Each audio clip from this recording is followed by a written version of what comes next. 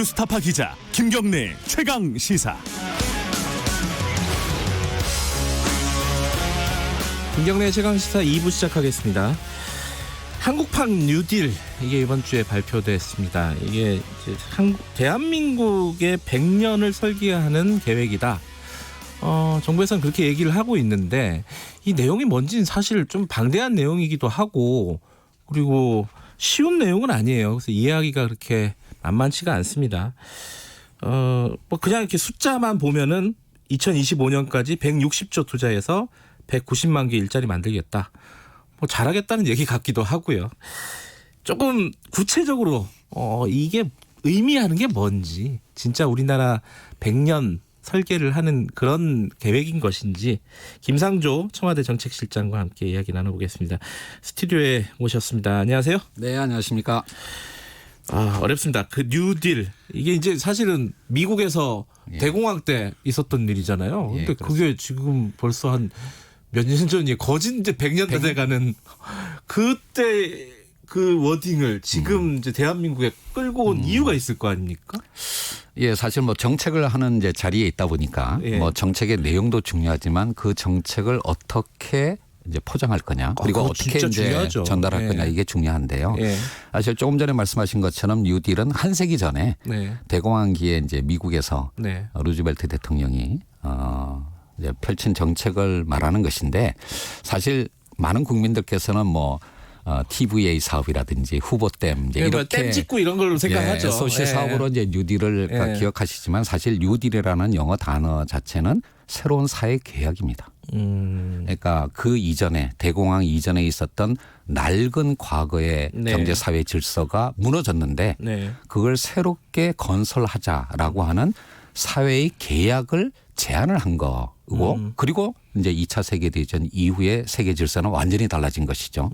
뭐 그런 의미에서 이제 한국판 뉴딜이라는 이제 용어를 쓸 때 우리가 과거의 고도 성장기에 갖고 왔던 한국의 질서가 이제는 이제 더 이상 작동하기 어렵고 더더군다나 팬데믹 위기라고 하는 세계사적인 전환의 시점에 서서 우리의 미래를 새롭게 설계하자라고 하는 제안을 정부가 국민께 드리는 것이다. 제안. 뭐 그런 의미로 뉴딜을 생각해 주시면 되겠고요.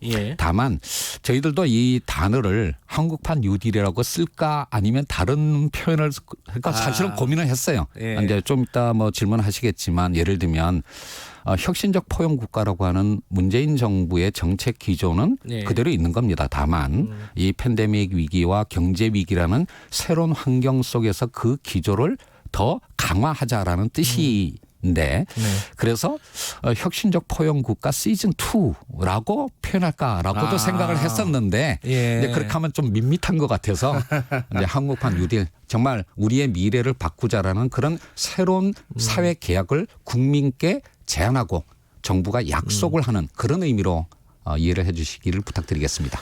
정부가 이런 거 발표하면은 제가 방송 시작하기 전에 실장님께 잠깐 여쭤봤는데 이제 언론에서는 주로 비판을 많이 하지 않습니까? 그래서 섭섭하지 않냐고 물어봤더니 뭐 그거는 언론의 역할이니까 섭섭하지 않다고 말씀하셔서 조금 박한 얘기부터 좀 해보겠습니다. 이게 한국판 뉴딜이라 그러면 새로운 제안이잖아요. 말씀하신 대로 제안이라고 치면은 뭔가 새로워야 되는데 지금까지 예를 들어 녹색 성장 이런 얘기는 이명박 대통령 때부터 나온 얘기고 그리고 뭐 IT 강국이잖아요. 우리가 디지털 뉴딜이라는 것도 지금까지 하는 걸 그냥 계속 잘하겠다는 얘기 이외에 더 뭐가 있느냐, 새로운 게 도대체 뭐냐 이런 얘기 질문 많이 받으실 거 아니에요. 맞습니다. 그러니까 뉴딜이니까 새로운 계약이죠. 그렇죠. 그럼 뭐가 새로운 거냐? 그러니까요. 이제 이 질문이 가장 많이 나올 거고 사실 그거를 예상을 하고 있습니다. 그런데 루즈벨트 대통령의 뉴딜이라고 말씀드렸지만 그 이론적 근거를 제시한 거는 이제 케인스지 않습니까? 케인스가 쓴 일반 이론이라는 가장 대표적인 책의 서문에 이렇게 썼어요. 지금 당대 최고의 경제학자가 석학이 얘기한 이론도 200년 전에 어느 이론 모를 경제학자가 이미 다 한 얘기다. 그러니까 세상에 새로운 건 없다라는 뜻일 수도 있는데요. 다만 이 환경 속에서 이 시점에서 무엇을 강조할 것이냐 그리고 그것을 어떻게 실행할 거냐라고 하는 선택의 문제이지 이 한국판 뉴딜이라는 것이 기존에 없던 것들을 모두 새롭게 만들어서 가자라는 뜻은 아니고요. 예. 말씀하신 것처럼 우리가 이미 잘하고 있는 디지털 예. 그리고 우리가 좀 더 빠른 속도로 추격해야 되는 그린 예. 그리고 이런 변화에 우리 사회의 어떤 튼튼한 방어막이 되어야 할 사회 안전망 이런 것들을 갖춰가자라고 하는 것은 이미 문재인 정부가 다 해왔던 거고 그런 의미에서 혁신적 포용국가 시즌2라고 표현을 할 수도 있는 것입니다. 하지만 이 상황 속에서 정말 세계사적인 대전환의 시점이 됐으니까 네. 우리가 이미 하고자 했던 것 해야만 하는 것을 네. 더 빠른 속도로 더 크게 해보자라고 하는 그런 어떤 새로운 계약을 제안한 것이 그러니까 뭐 새로운 게 없다라고 하면 없을 수도 있습니다. 하지만 그거는 만들어가는 겁니다라고 말씀드리고 싶습니다. 아까 이제 혁신적 포용국가의 기조는 유지한다라고 말씀하셨는데 당장 예를 들어 최저임금 같은 경우가 1.5% 인상이 됐잖아요. 예. 역대 최저예요. 예. 뭐 보도에 다들 아시다시피 외환위기 때보다 더 낮은. 그러면 지금 뭐 예를 들어 소득주도 성장 이런 기조들은 이제 폐기한 거 아니냐 이런 얘기 나올 수밖에 없지 않아요? 사실 이번 주 월요일 날 이제 그 그러니까 최저임금위원회가 예. 이제 역대 최저의 예. 최저임금 인상을 결정하셨죠. 아침에 이제 티타임 하는데 예. 이제 그 결과를 이제 대통령께 보고를 드렸습니다. 예. 대통령께서 이제 상당히 이제 심각한 표정으로 이 보고를 들으신 그러셨겠죠. 다음에 이제 그러면 이제 이게 국민들께서 어떻게 받아들일 건가라고 이제 질문을 하셨는데 제가 이렇게 답을 드렸어요. 물론 최저임금은 지금 상황에서는 참 많이 올리기 어렵습니다. 뭐 노동자가 많이 비판을 할 거지만 우리 경제 전체의 입장에서는 뭐 이렇게 될 수밖에 없는 게 아니겠습니까? 다만 네.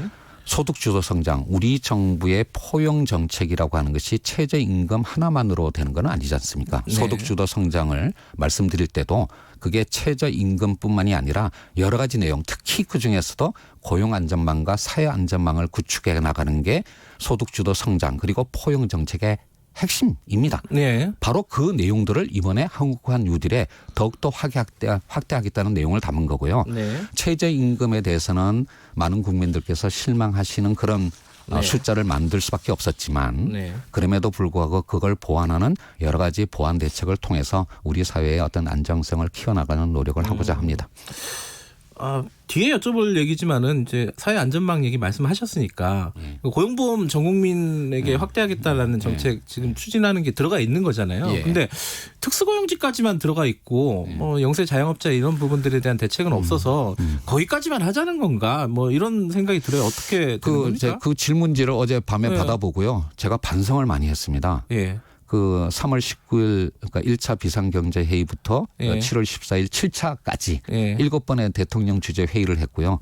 그 중간중간에 부처들이 그걸 구체화하는 많은 대책들을 발표했는데 이렇게 국민께 전달이 심지어는 이 김경래 기자께도 이렇게 제대로 알려지지 않았을까라는 반성을 했는데 뭐냐면 분명히 그 고용노동부에서 구체적인 계획을 말씀을 드렸는데 이미 이제 문화예술인에 대해서는 적용하기로 법 개정이 됐고요. 우리 정부까지는 특수고용 노동자에 대해서 전속성이 강한 어떤 특고부터 해서 한 2단계 정도로 나눠서 우리 정부에서는 하고 이제 자영업자까지 확대하겠다라고 하는 건 이미 발표를 했습니다. 다만 자영업자에 대해서 고용보험을 적용하기 위해서는 그 소득을 정확하게 파악할 필요가 있기 때문에 소득 파악 시스템이 구축되고 난 다음에 할 수가 있는데 지금 정부는 그 바로 자영업자 전 국민의 소득을 실시간으로 파악할 수 있는 시스템을 이미 구축하기 시작을 한 겁니다. 그렇기 때문에 전 국민을 대상으로 하는 전체 취업자를 대상으로 하는 고용보험 계획의 고용보험의 확대 적용 계획은 이미 시작이 된 거고요. 단계적으로 확대하고자 합니다. 그런데 이 내용을 이미 말씀을 드렸는데. 그런데 이번에 발표할 때 그러면은 조금 더 뭐랄까요 포장을 뭐랄까 좀 적극적으로 이게 홍보를 하는 느낌으로 포장을 했으면 더 낫지 않았을까요? 이거가 이제 사실은 뭐 이 자료를 보셨으니까 말씀을 드렸는데 다시 한번 말씀드리지만 뉴딜은 새로운 사회 계약이고요. 그거는 정부의 예산 사업만으로 이루어지는 건 아닙니다. 그러니까 한 세기 전에 루즈벨트의 그러니까 뉴딜도 그러니까 릴리프, 리커버리, 그다음에 리폼으로 구성이 됐습니다. 특히 이 루즈벨트 대통령의 핵심은 그 사회 경제 제도를 바꾸는 개혁에 있습니다. 네. 그 개혁은 예산 사업이 아니라요.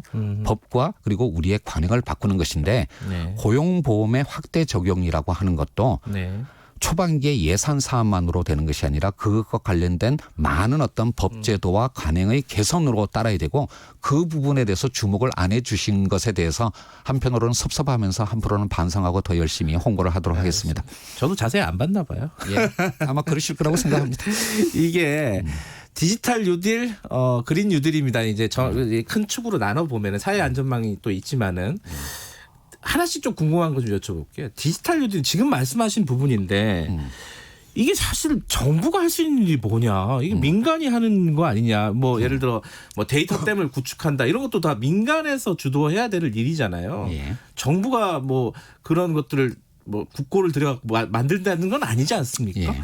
이게 그러면 민간을 지원하는 사업을 얘기하는 것인지 예. 이게 좀 헷갈려요. 이 사실 부분은. 이제 이 한국판 뉴딜이 예. 그러니까 이제 안전망 강화라고 하는 토대 위에 디지털 뉴딜과 예. 그린 뉴딜 이렇게 두 축으로 돼 있는데 말씀하신 것처럼 디지털 뉴딜은 우리나라 기업들이 민간 부문이 세계 최고의 경쟁력을 갖고 있습니다. 네. 뭐 굳이 정부가 나서야 되냐라고 말씀하실 텐데요. 작년 말에 과기부를 중심으로 해서 범부처 차원에서 AI 국가 발전 전략이라는 걸 이미 발표했습니다. 네. 그 내용을 보시면 여기 들어가 있는 것보다도 훨씬 방대한 내용이 구체적으로 들어가 있습니다. 네. 그중에서 아주 핵심적인 것만을 한국판 뉴딜에 담았는데요. 네. 말씀하신 것처럼 디지털은 민간 부문이 더 잘 할 겁니다. 예. 다만 정부의 역할은 그것의 마중물을 만들어줘야 됩니다. 그러니까 우리나라가 디지털을 잘한다고 하지만 네. 그러니까 디바이스를 만드는 몇 개의 큰 기업들 네. 그다음에 이동통신사 플랫폼 기업들은 정말로 잘합니다. 네. 하지만 그 큰 기업들로만으로 데이터 경제, AI 경제를 만들어가는 건 아닙니다. 거기에 여러 가지 콘텐츠들을 만들어내는 수많은 스타트업과 중견 중소기업이 있어야지만 그 생태계가 완성이 되는 거고요. 바로 작년 말에 했던 AI 국가 발전 전략이라는 게 그 생태계를 구축하는 정부의 전략인 것입니다. 네. 그런 생태계를 만들기 위해서 일단 마중물로서 정부 예산이 투여돼야 되는 부분이 여기에 담긴 거고요. 네. 더 나아가서 수많은 법과 제도 예를 들면 작년 말에 데이터 3법이 통과가 됐지만 그거를 실현하기 위해서는 수많은 보안 입법과 하위법령을 제정하고 그것을 실행해야 됩니다. 그 작업들이 사실은 한국판 뉴딜의 더 중요한 부분이라고 할 수가 있는데 그런 것들을 이번에 세세하게 담지 못하고 설명드리지 못한 부분은 분명히 있는 겁니다.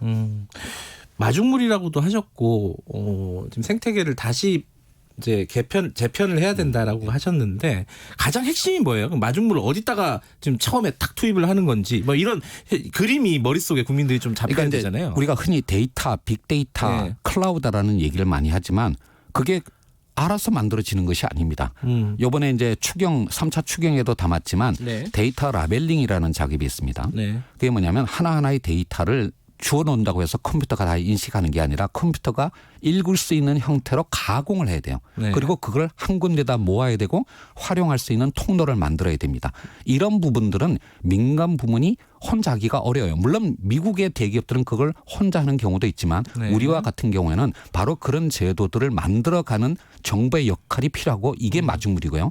그 데이터 라벨링을 하기 위한 청년 일자리도 10만 개가 들어가 있는 겁니다. 이런 걸 통해서 청년들이 그 경험을 통해서 더 나은 어떤 도전을 할 수 있도록 만드는 그런 어떤 계획들이 포함되어 있는 거라고 할 수가 있습니다. 바로 이런 사업들을 데이터 댐이라고 시그너처 사업 속에 포함을 한 것입니다. 그러니까 그런 것들에 예산을 좀 투입해갖고 마중물 역할을 해주겠다. 예, 그래서 이제 생태계를 만들면 뭐 작은 기업들과 청년들이 새로운 어떤 비즈니스 모델을 가게 만들자라는 것입니다.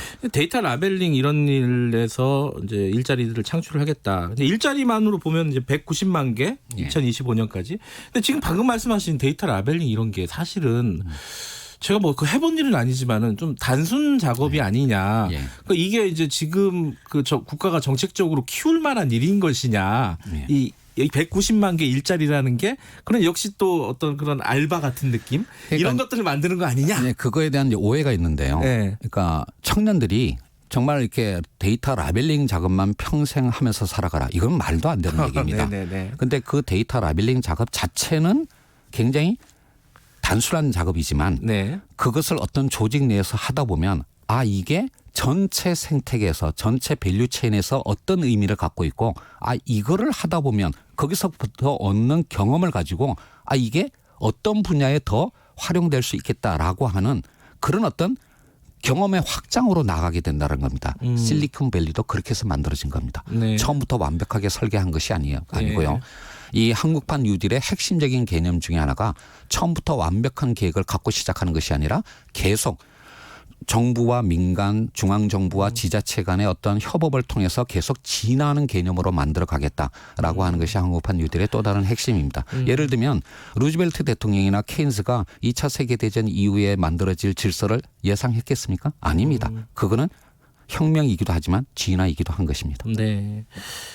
그린 뉴딜 관련해서는 오히려 더 비판이 많은 것 같아요. 네, 뭐냐면은 이제 기후변화의 대책이 사실 온실가스 감축 문제가 가장 핵심이 아니냐. 그런데 거기에 대한 얘기가 없이 공허하다 좀. 이게 뭐 그린 사업을 뭐 이렇게 계속 육성하겠다 이런 것들이 뭔가 뭐 언제까지 어떤 식으로 하겠다 좀 획기적인 말하자면은 뭐 내연기관차를 언제까지는 없애겠다 뭐 이런 게 정도는 냈어야 되는 거 아니냐. 참 이율배반적이네요. 그러니까 아까 일자리의 부문에 관해서는 네. 190만 개라는 일자리 숫자를 내는 것이 공허하다라고 비판하시는 분들이 있지만 네. 몇 년까지 넷제로를 하겠다라는 그 숫자가 없으면 없는 것도 공허하다고 말씀하시면 어떡하겠습니까? 그렇죠. 농담입니다. 예. 그런데 디지털화 분야는 우리가 앞서가는 분야입니다. 네. 반면에 그린 분야는 우리가 좀 더 노력을 많이 해야 되는데요. 네.